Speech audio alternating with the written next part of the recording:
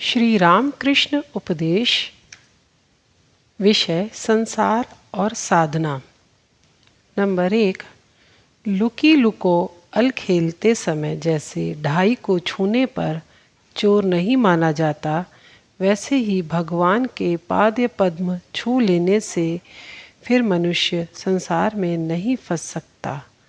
संसार में जिन्होंने ईश्वर का आश्रय लिया है वे किसी विषय में फिर नहीं फंसते। नंबर 2।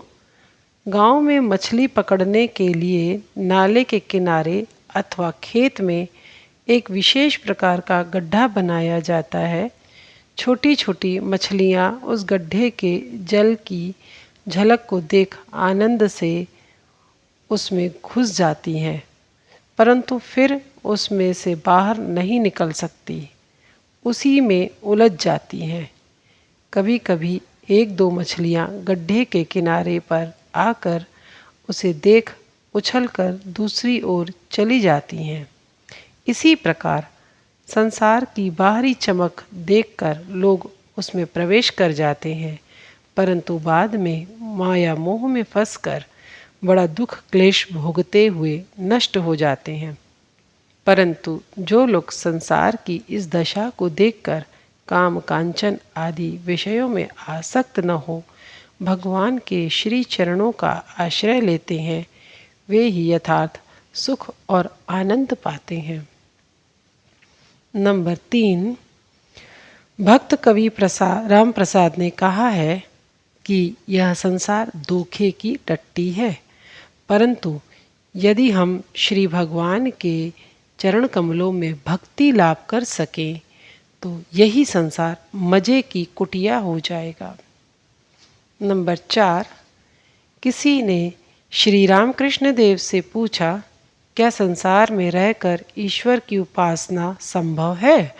श्री रामकृष्ण देव थोड़ा मुस्कुरा कर बोले, गांव में कभी चिवड़ा कूटने वाली स्त्रियों को देखा है? एक ही स्त्री एक हाथ से ओखली के भीतर चिवड़ा चलाती रहती है, दूसरे हाथ से लड़के को गोद में लेकर दूध पिलाती जाती है, साथ ही खरीदार से लेन देन की बातचीत भी करती जाती है। कहती है, देखो जी, तुम्हारे ऊपर उस दिन का इतना पैसा बाकी है, आज का इतना पैसा हुआ, आदि आदि।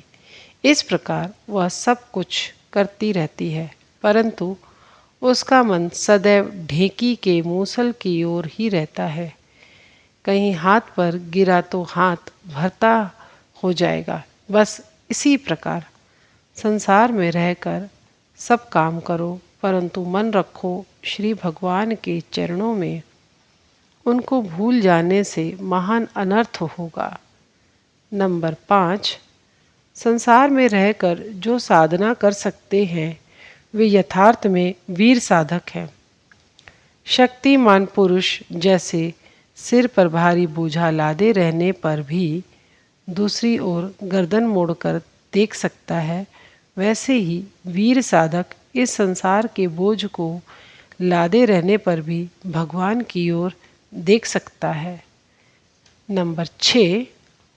उत्तर हिंदुस्तान की स्त्रियां सिर पर 4-5 घड़े रखकर ले जा सकती हैं। रास्ते में अपनी जान पहचान वाले लोगों से तनिक देर खड़ी होकर बातें भी कर लेती हैं, पर उनका ध्यान हर समय उन्हीं घड़ों की ओर रहता है कि कहीं वे गिर न पड़े।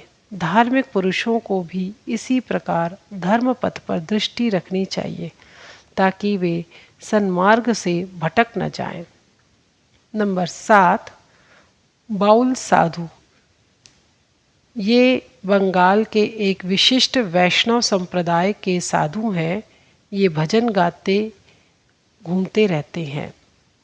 जैसे दो हाथों से दो प्रकार के बाजे बजाते हैं और साथ ही मुंह से भजन भी गाते हैं, उसी प्रकार हे संसारी जीव, तुम भी हाथ से अपना काम करते रहो, परंतु मुंह से ईश्वर का नाम जपना मत भूलो। नंबर 8। उल्टा स्त्री अपने कुटुंब में रहते हुए गृहस्थी के सभी काम करती रहती है, पर उसका मन सदा उपपति की ओर ही लगा रहता है। वह काम काज करते समय भी सोचती रहती है कि कब उपपति के साथ भेंट होगी। उसी प्रकार तुम भी संसार के सब काम काजों को करते हुए अपने मन को प्रतिक्षण भगवान की ओर ही रखो। नंबर 9, निर्लिप्त होकर संसार में रहना कैसा है जानते हो? जैसे पाकाल मछली। यह मछली रहती तो कीचड़ में है, परंतु कीचड़ उसके भीतर में नहीं लगता। नंबर 10, तराजू का जिधर का पल्ला भारी होता है उधर झुक जाता है, और जिधर का हल्का होता है उधर का ऊपर उठ जाता है। मनुष्य का मन भी तराजू की भांति है। उसके एक ओर संसार है और दूसरी ओर भगवान है। जिसके मन में संसार है, मान इत्यादि का भार अधिक होता है, उसका मन भगवान की ओर से उठकर संसार की ओर झुक जाता है। और जिसके मन में वैराग्य, विवेक तथा भगवत शक्ति का भार अधिक होता है, उसका मन संसार की ओर से उठकर भगवान की ओर झुक जाता है। नंबर 11, एक किसान सारा दिन गन्ने के खेत में पानी सींचने के बाद जब खेत में गया तो उसने देखा कि खेत में एक बूंद भी पानी नहीं पहुंचा है। उस खेत में कई बड़े बड़े बिल थे, उनमें से होकर सारा पानी दूसरी ओर बह गया था। इसी प्रकार जो साधक विषय वासना और संसार के मान अपमान की ओर ध्यान देते हुए साधना करते हैं, वे सारा जीवन ईश्वर की उपासना करने पर भी अंत में यह देखते हैं कि वह उन वासना रूपी बिलों के द्वारा उनकी संपूर्ण चेष्टाएं व्यर्थ हो गईं। नंबर 12, लड़के एक हाथ से खूंटा पकड़कर दनादन घूमते हैं और तनिक भी नहीं डरते, परंतु उनका मन सदा खूंटे में ही लगा रहता है। वे जानते हैं कि खूंटा छोड़ देने से हम गिर पड़ेंगे। संसार में भी इस प्रकार सब काम करते रहो, परंतु चित्त को सर्वदा ईश्वर की ओर लगाए रहो। इस प्रकार तुम सदैव निडर रहोगे। नंबर 13, संसार में सुख के लोभ से बहुत से लोग धर्म कर्म किया करते हैं, परंतु तनिक दुख पाते ही या मरने के समय वे सब भूल जाते हैं। जैसे तोता सारा दिन राधा कृष्ण रटता है, परंतु ज्यों ही बिल्ली आकर धर दबाती है त्यों ही वह राधा कृष्ण भूल कर टैं टैं करने लगता है। नंबर 14, पानी में नाव रही तो कोई हानि नहीं, परंतु नाव में पानी पहुंचा तो नाव डूब जाएगी। साधक को संसार में रहने से कोई हानि नहीं, परंतु साधक के मन में संसार भाव घुसने का फल बुरा होता है। नंबर 15, संसार कैसा है जानते हो? जैसा अमड़े का फल, कूदे का नाम नहीं, केवल गुठली और छिलका, फिर खाओ तो अम्लशूल की बीमारी हो। नंबर 16, कटहल तोड़ने के लिए लोग पहले हाथ में तेल लगा लेते हैं, क्योंकि ऐसा करने से कटहल का दूध हाथ में नहीं चिपकता। इसी प्रकार यदि ज्ञान रूपी तेल हाथ में लगाकर इस संसार रूपी कटहल का उपभोग किया जाए तो कामिनी कांचन रूपी दूध का दाग मन में नहीं लग सकेगा।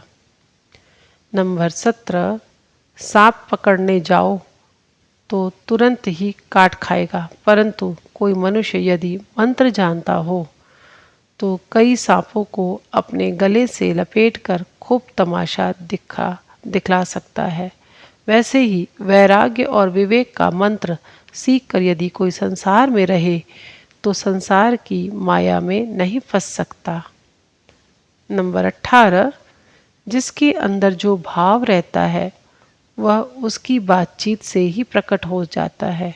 जैसे मूली खाने पर डकार में मूली की ही गंध आती है, वैसे ही संसारी लोग साधु संग करने के लिए जब कभी आते हैं वहाँ भी बहुधा संसार की बातें ही किया करते हैं। नंबर 19, मन को ही सब कुछ जानो। ज्ञान अथवा अज्ञान सब कुछ मन की अवस्था है। मनुष्य का मन ही उसे बद्ध और मुक्त, साधु और असाधु, पापी तथा पुण्यवान बनाता है। संसारी जीव यदि मन में सर्वदा भगवान का स्मरण मनन कर सके तो उन्हें फिर और किसी साधना की आवश्यकता नहीं। नंबर 20, ज्ञान लाभ होने पर मनुष्य किस प्रकार रहता है जानते हो? जैसे शीशे के घर में बैठने से भीतर और बाहर दोनों ओर दिखाई देता है। ज्ञानी मनुष्य को अंदर और बाहर सर्वत्र सर्वव्यापी चैतन्य का बोध होता रहता है। नंबर 21, गीता पढ़ने से जो ज्ञान प्राप्त होता है वह गीता का बार बार उच्चारण करने से ही स्पष्ट हो जाता है।